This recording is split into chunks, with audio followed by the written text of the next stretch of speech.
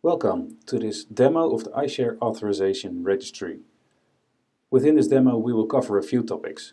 First, we will look at the iSHARE Authorization Data Model. We will briefly discuss the dummy parties involved within this demo.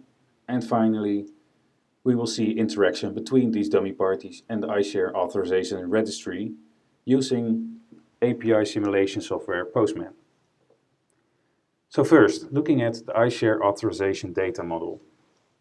In order for parties to be able to describe what kind of rights they give to another party and what rules apply to this data or rights that are being given to another party, we've created the following data model.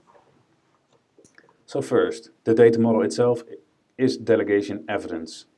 And delegation evidence should be valid within a short time period, because otherwise delegation evidence that's being given to a party could potentially be used over and over again. So it should only be valid for a short time, and if you need the same evidence again, you can request it again from an authorization registry or directly from the source itself.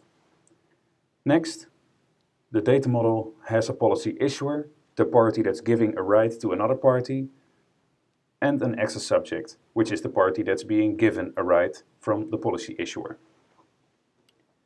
Next, we have legal information that applies to this authorization policy.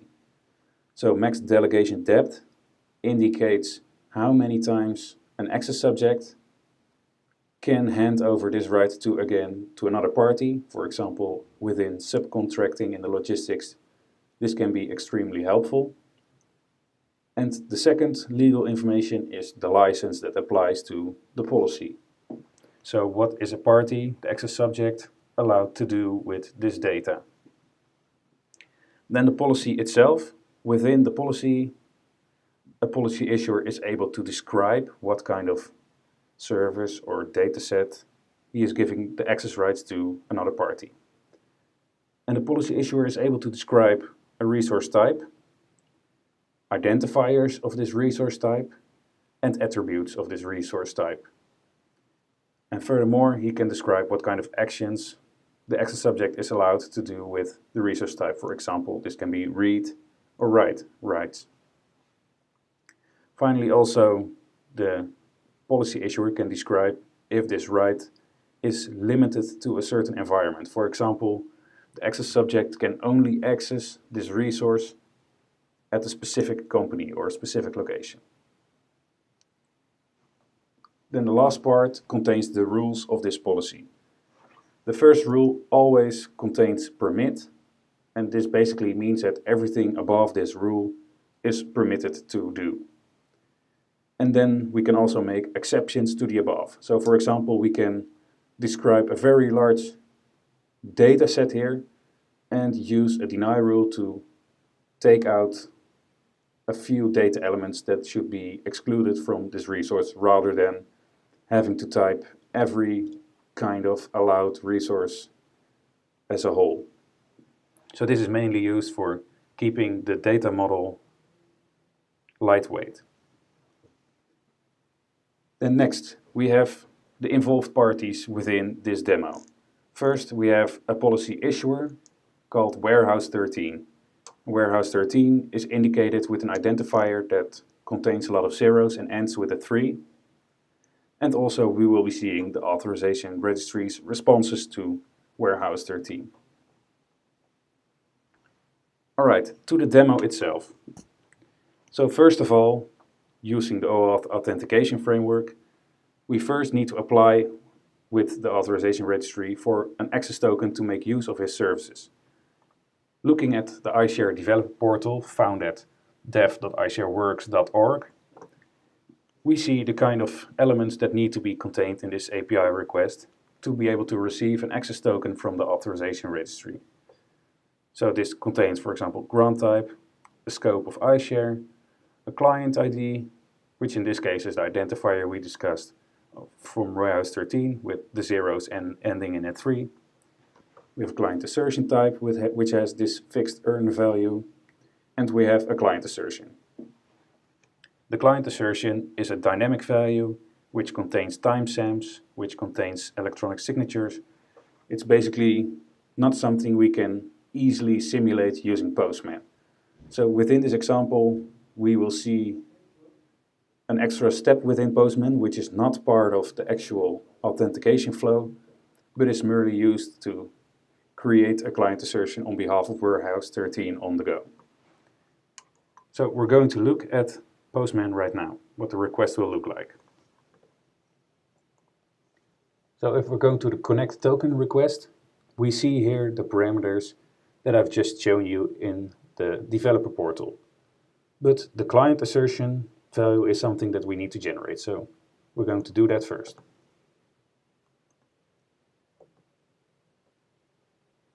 So this value is a JSON web token, which is the value for the client assertion.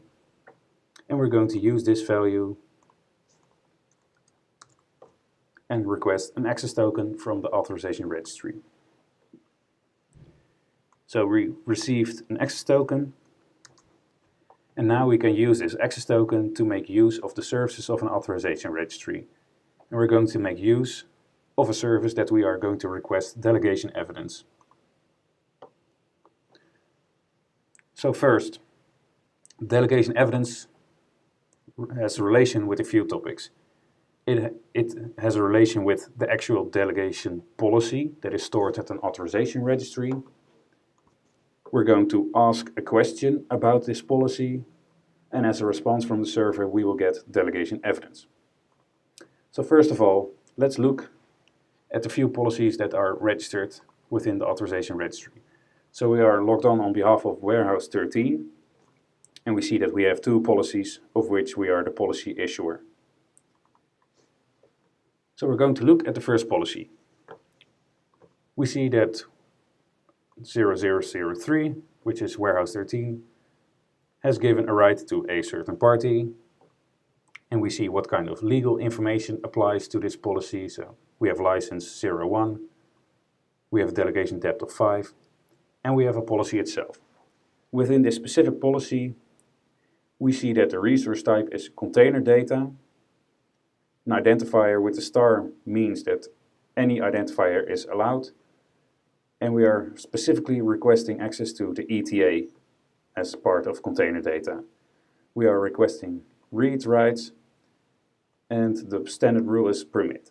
So basically, this policy describes that the issuer Warehouse 13 has granted this party the right of read access to the ETA of any container data. Obviously, of container data of which Warehouse 13 has the right to request these. So we're going to look at the request in Postman that we're going to ask about this policy. Looking at this request, we see that we are going to ask if this party, Warehouse 13, has given a right to this access subject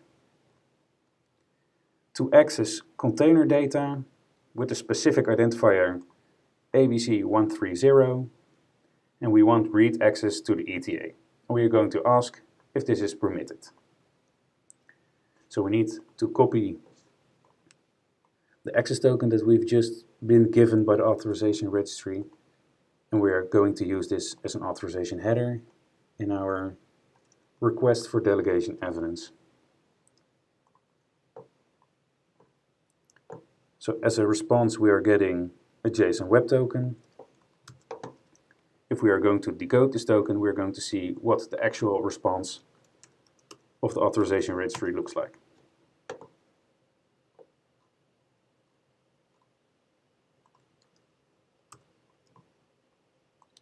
So it contains some header information, but if we're going to look at the payload, we see the delegation evidence itself.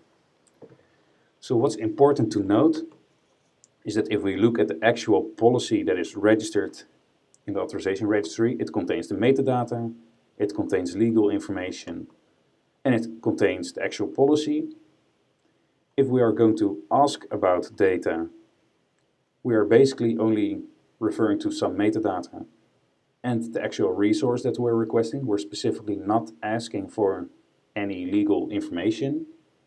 But if we look at the response, it gives us the legal information that applies to this certain data set that I've been requesting. So as a requester of this data, based on the response, I immediately know what kind of licenses apply to this data set and what I'm allowed to do with the data that I'm requesting.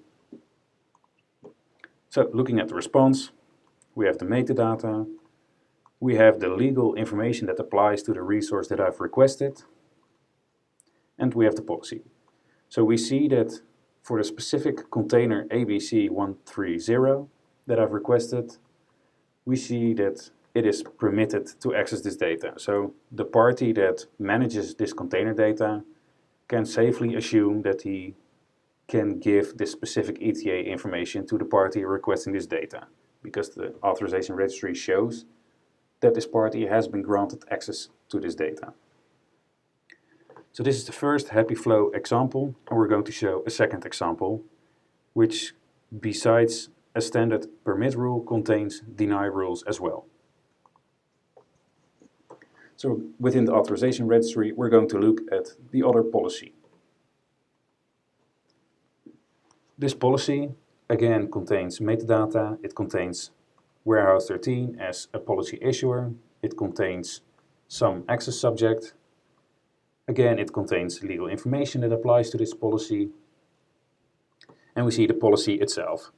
So we see that the resource type again is container data, identifier contains a star, so any container data, the attribute ETA is requested, and we have read access rights to this ETA of the container data. So everything above the permit rule is permitted, and we see an explicit deny rule as well within this policy. So we see that for the resource type container data, we have 4 identifiers for which no attribute should be granted access to. So all container data is allowed except these 4 containers. So this access subject should not be able to request any attribute of these 4 containers. So we're going to look at Postman and see what this interaction looks like. As it has taken me a few minutes to describe this information, we probably need to refresh our client assertion and the access token. So we're going to do that now.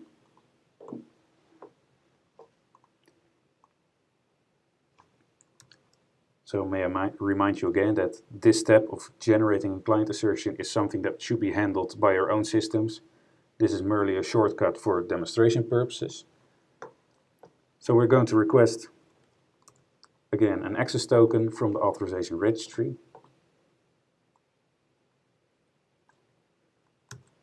Also, this access token, we can decode it and see what it looks like.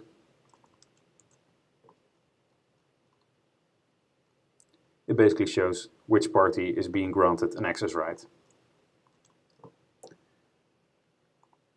So we're going to a different delegation request at the authorization registry. So first we're going to use this access token as an authorization header. And we're going to look at the question that we're going to ask about the policy.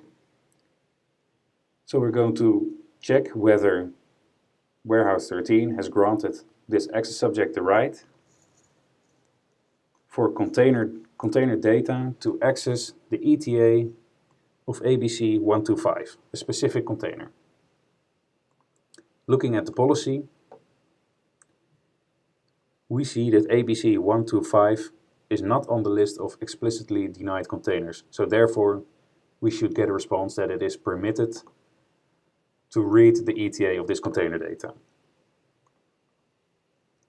So we're going to send this request, and we're going to take the delegation token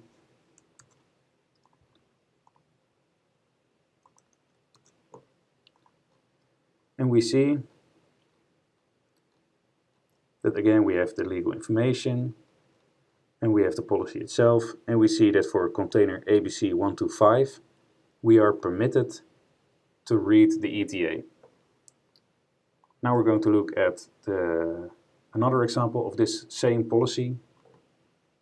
So we're going to copy the access token again. It should still be valid now. I'm going to look at a deny. So first, We put the authorization header. And we're going to look at what kind of question we are going to ask to the Authorization Registry. We are going to ask about container ABC123, and if we can read the ETA of this specific container. Looking at the policy, we see that container ABC123 is explicitly denied from access. So our response from the Authorization Registry should still contain an entire token with all the information, but it should give us a rule that for this specific situation, access should be denied. So we're going to send this request. We get a delegation token. And if we decode this token, we see that for container data ABC123, it should be denied to give read actions to the ETA of this specific container. So that concludes this demo of the iSHARE Authorization Registry. For more information, please look at our developer portal or contact us directly for specific questions. Thank you very much.